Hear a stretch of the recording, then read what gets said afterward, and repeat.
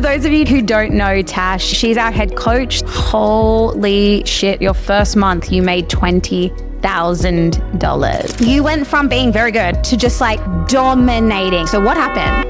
I looked around at everyone in their cubicles and I just thought, I'm not going to spend the next 40 fucking years of my life staring at three corners of a grey desk. Wait. You can't just leave us on a cliffhanger like that. You got arrested?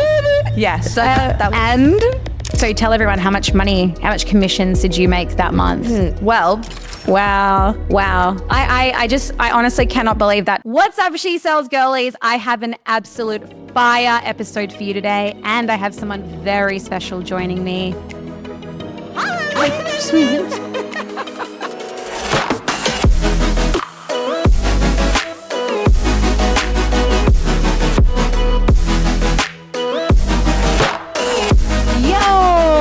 I have a very, very, very, very special guest in studio today, Tasha. What's up? I'm so excited to be here. It's been so amazing. Tasha's actually staying in our villa for, 2 weeks? Yeah, I've been house sitting while they've been hunting dragons in Komodo. True. She has indeed. So guys, for those of you who don't know Tash, she is a very, very special person to me. She's our head coach. So those of you who are listening are like, yes, I know her. But I have her on here to share with you her story from disability support worker? And more. A million more, which you'll all hear about, yes. To freaking Queen Slay remote closer. I just said a bunch of words that didn't make sense, but you know what I'm saying. She's got an incredible message for all of you. And yeah, thanks for being here. Love you, bestie. Thanks for having me. So tell everybody, give us a backstory first. Where do I begin?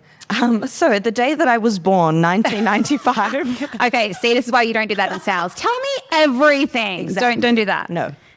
So let's do problem awareness then. When did you realize that you wanted to unplug from the matrix? Let's start with that point in your life. Okay, so pretty much I've always known that I've been destined for great things. I didn't know what my vehicle was, so it took me a really long time to actually find what it was. That's how I actually just fell into remote closing. And I feel like you hear that a lot with women who are like, I fell into this, and the thing that they fall into really naturally is the thing that just shoots them to where they need to be. Yeah. So when I really realized that I was done was the point where I found myself on Centrelink, which for those of you who don't know, that's government benefits, right? Because I just couldn't hack it anymore working for someone else. Back and forth, 9 to 5, stuck in the matrix, never knowing what to do. And so I quit. Went on government benefits. Wait. You quit without having any next steps? Absolutely. Guys, did you hear that? She quit a job, a 9 to 5, without having any next steps. Holy shit, that will scare the fuck out of a lot of people. Yeah, it's I've cut the rope more than enough times where there was rope. There's no more rope for me to cut, basically. I'm so comfortable with that. So walking someone through that for me is very natural because I've done it about 10 times in my life. Yeah, that's insane. Yeah. So what was the job you actually quit? Multiple jobs. I actually had a job for a day where I was fired as well. It didn't even last 24 hours. Yeah. What was it? That was a managing position for some e-commerce company. Okay. People know, the amount of times that I've met with HR as well, it's not normal. They look at me and they're like, you shouldn't be here. I've actually had someone tell me in an interview, why are you here? You don't belong in an office. That was probably the ticking point for me. And I looked around at everyone in their cubicles and I just thought, I'm not going to spend the next 40 fucking years of my life staring at three corners of a grey desk. You know, that is so insane. And you're going to think I'm lying, but I'm not. I had a very similar experience where I went for an interview at a mental health charity and it was for a facilitator role where I was in classrooms, and she looked at me, and I'll never freaking forget this. She looked at me and she was like, are you sure you want this job? And I'm like, no, I seriously really want it. She's like, you're meant to have your own thing. You're meant to be doing your own thing. I just want to make sure that you're not going to be doing that. You're going to be in this, working on it. And I kind of just sunk into my seat a little bit because I was like, I've always wanted that. I just don't know what I want to do. Yeah. What's the vehicle? Yes, but it goes to show you that the mindset comes first, right? Absolutely. It does. Yeah. You and I've always thought of an entrepreneur, which is why we're sitting here right now. Yep. And for so many of the women that we help, it's like getting them to move into that entrepreneurial mindset. Yep. Being an entrepreneur, you're born with this mindset. You know that you're not meant to do what everyone else is going to do. So when you hear those stories of go to uni, you know, get a degree, just get a job, don't complain. Just do the thing that society tells you to do and you'll be happy. You're not going to fucking be happy. If you know that there's like something inside you that's just saying you want more, feed that. Feed that. Oh my God, we could literally talk for hours. I said to Scott, I was in the shower last night and I'm like, you know what I love most about you is the depth of our conversations. Like you and I can't just have like a surface level conversation. How are you, Brooke? I've never heard you say that. They're so in depth. Yeah. They are so like, honestly, guys, if you heard what we spoke about, you'd be like, are you okay? Like, yeah, literally. We were on the back of a scooter last night, us three. Don't hate on us. Like, it was literally 2 seconds away. And where I got called a Meghan Markle from Wish. Like, someone commented that on one of my photos. So we labeled Scott as the Jason Momoa from Amazon. That's Aquaman, by the way. Yeah. And what was yours? I'm Jennifer Lopez from Temu. And we fucking rocked those labels on the back of the scooter. Well, that's it. We're stepping into basically our alter egos that society wants to give us. So instead of us carrying away, we run to it and we make it our own. Yes. That's what entrepreneurs do. Yeah. Right? Oh my God. Okay, so incredible. You're not destined to be in an office. So like, tell us how remote closing just fell into your lap. Like what happened? Okay, so I bounced around from about 8 different industries. Never heard of remote closing before. Was on Centrelink. Was in like $40,000 worth of credit card debt. Ouch. Yeah, 40K debt on Centrelink. Obviously, Centrelink's giving me like what, $300-400 a week. That's not going to pay $40,000 in debt. And then breaking point for me was when I got arrested. So, well, I mean, I know the story, but you can't just leave us on a cliffhanger like that. Like, you got arrested? Yeah. So that was the low point of my life. Drinking too much, partying too much, trying to figure out what it is that I wanted to do and why I wasn't being successful because I wasn't leaning on my natural skills, which is communication, right? Empowering people. So I was drinking one night. It was Halloween, of course. I was dressed as the Joker. Yeah. Speaking of cutting rope. I know. Literally. White face, blood on my mouth, green hair, the whole 9 yards. Someone just said something that triggered me because I was in a really low vibrational state. Yeah. I rushed it in, put my fist out, started fighting, and then I got arrested and charged for assault. So I had to fight that, go to court, do the whole thing with the lawyer, get off. But that just taught me, like, where are you going, Tash? What are you doing? And why is your energy so low? What are you going to do now? So that was a flipping point for me. And then I found an ad on Seek, and some guy called Andrew gave me a shot because he looked at me and he's like, you don't have any experience for this remote closing, but you have something, and I believe that you can be great. And that's all that I needed to hear. And I ran with that. Oh my God, I just got chilled. And I have to say something funny, like when Tash first started, because ironically it was on the same account that I was on. And I remember, God bless him, bloody Ruben, love him to bits. He had me in a group chat with him and Andrew, and he's like, Andrew, I don't know if you're aware, but Tash has been arrested. And he like posted the article With my mugshot. and everyone was like, what? What? And it was just like a funny story because, you know, it just goes to show like you're not defined by any bad decisions that you make in the past. It's like what you choose to do moving forward and not like letting that experience dictate how you're going to let the rest of your life live out. Absolutely. This is the thing that I love about this industry is that you don't need a degree, okay? You don't need to have all the skill sets and the mindset in place. You just need someone to believe in you, for you to believe in yourself. You could have been arrested, you could be fresh out of jail, okay? And then you can completely change your life because that's what this industry allows you to do. There is judgment on the side of how good you are in sales with some companies, but there's no judgment from where you've come from. And that's what I like. Facts. Yeah. Fucking facts. Fire. Love it. I sound like my son.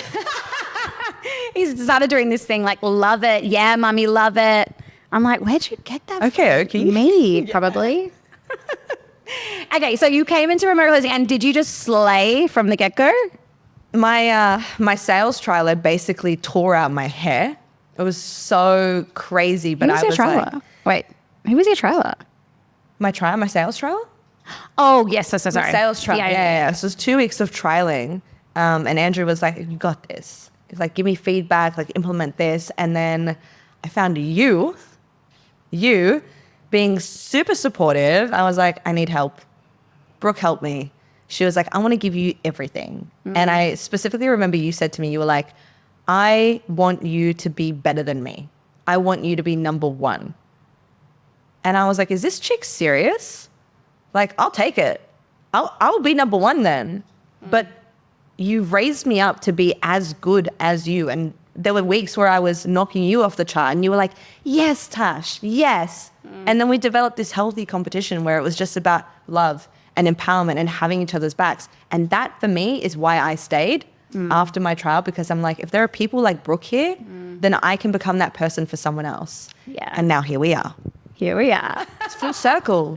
It is. I think like it's just such a testament of leadership to be able to recognize like the potential in someone and bring them up and give them everything you know and then let them go and shine. Yeah. I am so proud of myself because that wasn't me. I also wanted to be the top. When I first started, I was like, I'm going to get to that top of the leaderboard and I'm going to stay there. Yeah. And there was another girl working on the same account at the time. And I remember when I first started, I didn't get that same support. Yeah. I didn't get not one single woman on that sales team messaged me and was like, how are you going? Like, do you want any help? None, nothing, zilch. Yeah. And to be honest, the accounts that I was on after that, I never had anyone else like you. So that's where there is that gap in the market of just being an empowering woman and making sure that we can all have a piece of the pie because we can. Yeah. Your support and Andrew's belief unlocked something in me that my first month I did 20,000. No sales experience because I had people around me who loved me. Holy shit. Your first month you made $20,000. 20,000, baby. From being on Centrelink to $20,000. Like people will hear that and be like, no way. That's what happens when, like for me, that's God's work. Yeah. When you listen to that gut feeling and you, like I said, you lean into that fear and uncertainty because there's like a tingle. There's a tingling of success before it comes. Everyone, if you're intuitive enough, you could hear it. And when I saw this opportunity, I felt it deep in my body that this was my duty to go down this path. And it worked out because I'm meant to be here. Yeah. Wow. I honestly cannot believe that $20,000 in your first month. Yeah. I do remember a funny story though. I remember the first time you came to me like, Brooke, I really need some help. And I jumped on with you. And I was like, how are you going? And you were like, I'm doing so well, Brooke. Like I've had every single person I spoke to today. They're like, yep, bring me back tomorrow. I'm gonna pay in full. And I'm like, okay, Tashi, well, let's have this conversation again tomorrow. And then the conversation went a little bit differently. Everyone ghosted me. Yeah. Everyone has that experience. I did too. Yeah. Literally, Andrew, I said, like, no, it was Scott, my husband. He was like, how'd you go? And I was like, I did so well. Oh my God, they all wanted to like take me out for coffee. Like, can you believe that? And he was like, I don't think that is as good as what you think it is. And I'm like, no, you just wait. Ghosted. Keep waiting. We're still waiting to this day. Yeah. Thanks for the lesson. Yeah. Thanks for the lesson. That's the fun of it though. Like you get to have these green moments when you start and you think, oh my God, like I've got this in the bag. But it's like, if you're not actually getting a commitment from someone, if someone's wanting to change their life, you need to get skin in the game because they will do the first thing. If they get on off the phone and you haven't had a commitment, they're going to do everything in their power to make themselves stay in the comfort zone. And then you haven't served them. And you think in your head that you have. Yeah. But they've run away from themselves. Exactly. And think about it. If they perceive you as their best friend, someone that they can go and catch up with for coffee, they don't see you as the change facilitator. Exactly. You're not going to be the one that's responsible for helping them change their life. Yeah. You don't hold that authority frame, which we talk about all the time. Yeah. So why is someone going to listen to you when you say, yeah, no worries. I'm going to call you tomorrow and then you're going to pay in full and we're going to change your life. Yeah. It doesn't work like that. You don't serve people from being nice. No.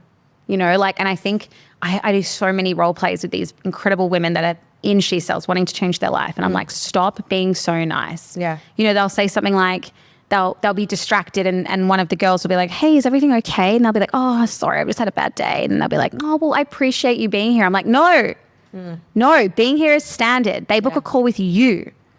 And it's like it's just like managing like the difference between nice and kind and giving someone what they need to hear, not what they want to hear. Yeah. And that's what I say to our girls as well. It's like a lot of these women, they need a kind slap in the face. Yeah, I know. Right? Think of it. Like before when I was on Centrelink, if AP and you didn't just give me a nice little slap, like, okay, if you don't start showing up and actually getting commitments and helping these women change their lives, you're not going to be here in another 2 weeks. That's all I needed to hear. It was a kind slap in my face. Yeah. We need to do the same. Yeah. It needs to happen. Yeah. And like, you got to think, I mean, you hadn't learned your lesson. Like, you quit your job, you went on Centrelink. It took something like getting arrested. Yeah. And I'm sure your parents sat you down and was like, what the fuck are you doing? We didn't create you to be this. Like, Love you, parents. Yeah. Love you, mom and dad. you know, sometimes it takes something like that to make you really look at your life and be like, oh my God, I do not like the path that I'm on. Absolutely. That's why when people say, oh, I've got trauma, I'm like, me too, honey. Like, we all go through things, but use your trauma as your fuel to the fire to make that fucking change in your life. Otherwise, you're just going to be one of those victims that walk around for the next 40 years not doing anything and saying, I have trauma. Yeah. Yep. And I have trauma and like tall poppy syndrome. Like, this is too good to be true. It's like, all right, honey, like, you can think that. I pity you. Yeah. I genuinely, that's my feeling now is I like you. Okay. If you love your 9 to 5, amazing. My hat's off to you. Like, great. You're living your purpose. You're living your life. You're in alignment. Amazing. But if you don't put other people down just because they're doing something different that you want to do. Actually do it as well. Yeah. Or do the next best thing, which is book a call with a change facilitator. Say that you're scared. Say that you're scared. Don't say I need to think about it. Don't say the money's too much. Don't say I need to talk to my partner. Tell me to my face that you were scared and I will show you the light. We'll show you the light. Tingles. Tingles. Fucking tingles. Yeah. Like, I just needed a moment of silence there because that was dramatic. I just wanted to take that in because that was huge. Yeah. That was a really, like, it takes a lot of courage and bravery for someone to say, I am scared.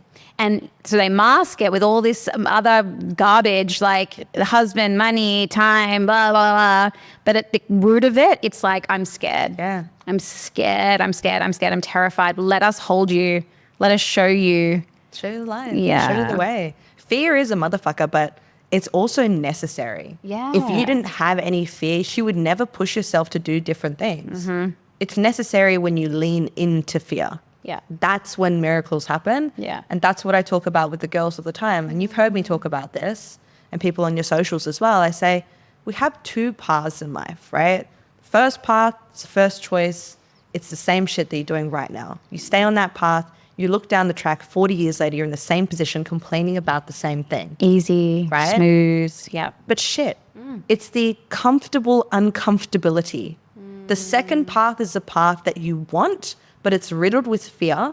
It's riddled with uncertainty. But if you can be brave enough to take that first step, I will dive into the miracle zone with you because I've done it and I know that it exists. Yeah. You just need to do the first bit. That's the scariest. Well, like, and fear just appears so big in your mind, but then you do it and you're like, it's like, you know, if we're thinking back to the road, it's like, cool, your first pothole seems so big and you hit it and you're like, oh my God. And then the second one, you're like, third one, you're like, don't even notice it. Yeah. So it's like, you just got to face it. Just face the fear. Yeah. And it's like, you realize, oh, okay, wow. In my head, it was way worse and bigger than what it actually is. That's a really great analogy. I like that pothole one because honestly, by the 4th or 5th pothole, what I'm picturing in my head is you already have a team of people waiting to fix your tires all this kind of stuff, like your pit crew. Yeah. Because you are so equipped now to handle all the potholes on the road that you're like, this is just a part of life, and isn't it wonderful? Okay, get this, right? So when we first moved to Bali, completely unaware that, we knew there was a rainy season, but we didn't know that sideways rain existed and that it hurt like a motherfucker when it hits you in the face. So we would go out to like travel, like, you know, exploring the island, and of course it would rain, and we're just like no raincoats, no helmets with visors, nothing, just like Scott, Oakland and I getting absolutely hammered by the rain. You were raw dogging Bali. Raw dogging the rain. So the next time we went out, we were like, okay, let's bring raincoats. Yeah. Raincoats, and we had our helmets, so we were prepared this time, except we didn't know that you have to put the back of the raincoat under the helmet so that you don't get wet. Otherwise, the rain just goes down. Okay, so we learned that lesson. The next time, we're fucking prepared as, and it actually became a fun thing to do. So like, why I'm sharing this is because like, it's the same. It's the same. It's the same thing. You just keep, what? Are we going to, after that first time, be like, oh, the rain, like we're not going out in the rain? So many people do. Yeah. Right? But if you just like take away what you need, learn from that experience, and then apply it so that the next time you do it, it's like one step better. And then you learn again, and then it's like another step better. So this is real life shit. Yeah. What's that saying? It's fail to prepare, prepare to fail. Yeah. That's with anything. Even as small as the raincoat in Bali. I know. To as big as changing your career. You must prepare mentally, physically, spiritually, whatever it is for you in that moment. Yeah. Right? Yeah. Ooh. So, oh my God, we could just keep talking for so long. Down the rabbit hole. Down the rabbit hole we go. We'll look back on this and be like, we're basically the same person. So tell everybody, I remember I think it was, well, actually, so we're going to get to like your biggest month ever as a remote closer. As a remote closer, yeah. I remember driving to Byron. So it was like January of this freaking year, guys. We're talking 2024 January. You know what you're talking about. I'm sitting in the car with the owner of this business, and I'm watching Boom City go fucking nuts. Ding, ding, and hang on, it gets better. It gets better. It's not just like our mastery sales, which was like the little rocket and the medal. It was freaking, what was the program called? Lions. It was the Ultra. Yeah, it was the Ult. Now, no one on our team, including myself, I will say that, had sold these programs like hotcake. Well, in fact, I don't think anyone had even sold these programs. Yeah.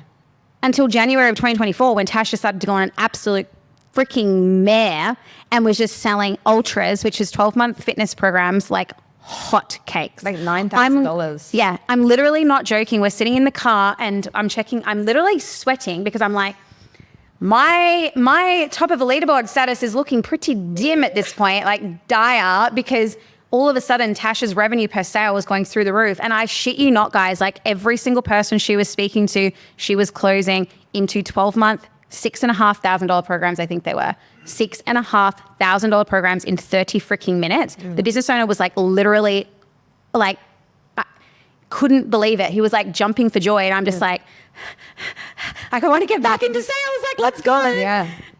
So like what happened? Because it honestly, you went from being very good and you were like, we were always 1-2 on the leaderboard to just like dominating. And it happened in January. So what happened? It was just a mindset shift. It was a mindset shift, and it was just like, okay, what do I actually want for my life? So creating that vision. What does this woman, not girl anymore, what does this woman Tash, what is she doing? How is she showing up? And I flipped the switch from closing to connecting with service. So if you would have listened to my calls, it was all about the women and what they needed. And I would actually pitch a lot of the time the 6-month program, but I would say, look, my personal advice for someone like yourself to get to those goals, I'd go for the 12 months, because you're not going to come in here and do it half-assed, are you? No, you want to leave 30 kilos later, right? Yes. So what do you want to do? Do you want to do the 6 or the 12? I want to do the 12, Tash. Of course you do. Let's do it that way then. That's all that it was. It was just showing up with service, realizing that after my first like ding, ding, dings, like ultras, for me to be like, okay, this is what high ticket sales is about. It's not about closing a deal. It's about closing the gap of what the client wants for themselves. If I can close that gap for someone, I will close every single person because it's not about me. It's about them. You were such a trailblazer for that particular business in that moment and for the entire team. Everybody looked at you and was like, holy shit, if she's doing that, I can do that. Yeah. And it literally lifted every single person on that team. Yeah. So like that's so huge. And congratulations. Like that mindset shift would have been fucking powerful in so many aspects of your life. Yeah, absolutely. And so tell everyone how much commissions did you make that month? Well, the business owner called me, and what made me continue like that is that he basically just said what you said to me. And he called me the Michael Jordan of the team. And it was a whole Michael Jordan shows people what's possible so everyone else can do it, because it's only a limitation in our own head. Yeah. So by that point, I had cracked like 20s, 22s, 23s, 25K months, 26, but I hadn't cracked the 30K yet. And then that month I cracked 32K, 32,000. How old was I? 26, 27 years old? No, it was the start of this year. It was January. Not this year. Yes. This year. No, I went to, okay, this is what's freaking mind blowing. Oh, wait, we're at the end of the year. Yeah. I was like, wait a second, when are we? I was 26. No, honey, you were 28. 28. Yeah. And because it was how quickly, sorry guys, can't fucking speak because I'm so excited. That's how fast growth happens. Yeah. Like this is a year. Yeah. Not even. Yeah. And so like you can quickly see like a $32,000 month, like what, February was 28, 29, like it was around the same. Yeah. Like you shattered that ceiling, you stepped up into the next level version of yourself, and then you unlocked what was next. And then it just makes it easy because it is just a game. Like once you unlock a new level, you're like, okay, actually that wasn't as hard. Yeah. What's the next level look like? Yeah. But then what's the next level of me look like? Yes. And people go on about like finding like secret sauce for word tracks and like, how do I handle this objection? What's the secret? Guys? There is no fucking secret. There's no secret. And I'll tell you something that will blow your minds. I remember reviewing one of your calls because like any closer does, like you're always looking to get better. You're always learning. Yep. And the way that you pitched the $6,500 price, it blew my fucking mind because I was like, no one else could pull that off. No one else could pull that off. What did I do? You literally would be like, all right, so I'm going to give you the paid in full price now. Like, are you sitting down? Oh, yeah. And I'm like, everything I know about sales has just been shattered because I would never present price that way. But all of these women would and they'd be like, oh, yes, I am. And you'd be like, okay, so it's 6.5K. And I'd be like, okay, yeah, that's fine. Let's do that. So what I'm getting at is, guys, there is no secret magic words. It is who you are. Yep. It is who you are and the unshakable confidence that you have and operating from authenticity, the highest possible emotion that you can be in. That's that Jesus frequency. Oh, absolutely. Me. Well, people buy people. People don't buy things, right? So if I'm on a call with someone who doesn't believe in themselves, and it could be the most perfect program that I need to change my life. If they don't believe in it when they're pitching me, I'm like, I'm done. Let me talk to someone else. I'm not closing with you. Yeah. If I get someone on and it's not really the thing that I'm looking for, but they believe in it so much, you're like, this is the thing that you need. It's going to change your life. I'm like, all right, where do I sign?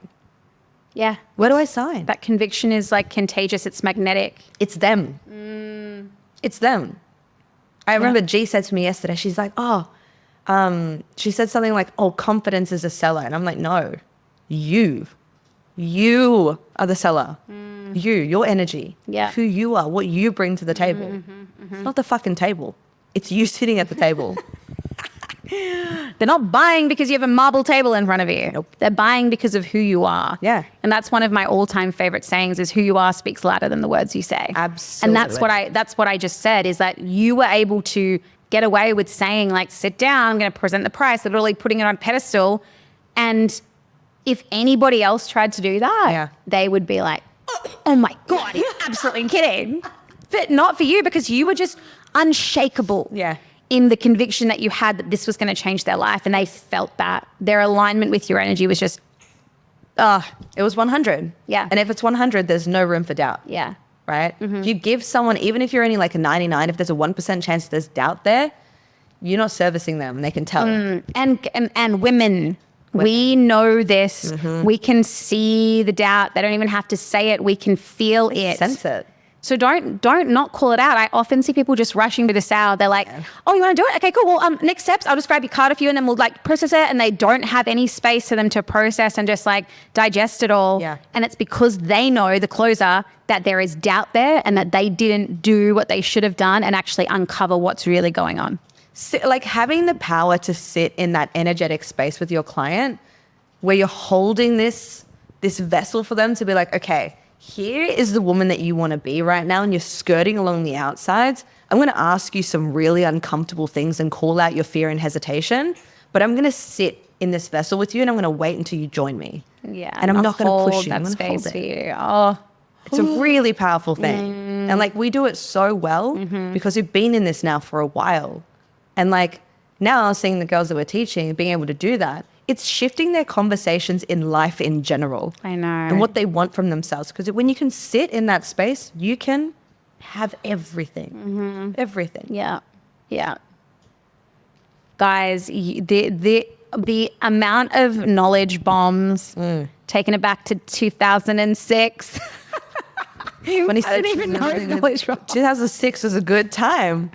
I was in year 6 in school. It was a good time. No, you weren't. I'm a 95 baby. You were not in year 6. 2007, I was graduating high school. 2007, I was in year 7. No. I was. 2012 is when I graduated high school. Sorry, old mama. Sorry. It's great. Actually, you were. I was. Of course I was. Fuck. Oh, God. All right, moving on.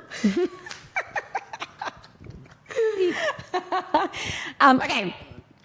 I want to end with like literally some wisdom from you because you are so wise. You are such an old soul. Thanks, mama. And I want you to give advice for anybody who's listened to this, or maybe they've followed us on Instagram for a while and they've maybe booked a call and then no-showed, or like then they've come again and they're just really freaking scared. What's your advice to them going into 2025? All right, I'm going to stare down the camera for this one. Okay. Because I want to look in your eyes. If you're on the other side of that screen right now and you want to change your life, but you've been skirting along the outside of fear, I need you to cut the shit. All right? Memento mori means remember death. We don't have an infinite amount of time on this planet as the person that you are. So when you get to your deathbed, I need you to ask yourself, do I regret the things that I did, or do I regret the things that I didn't do? If you're going to say I regret the things that I didn't do, what are you doing, sis? It's time for you to change your fucking life, and that starts with just one decision, that you are worth it. That's it. That's my advice.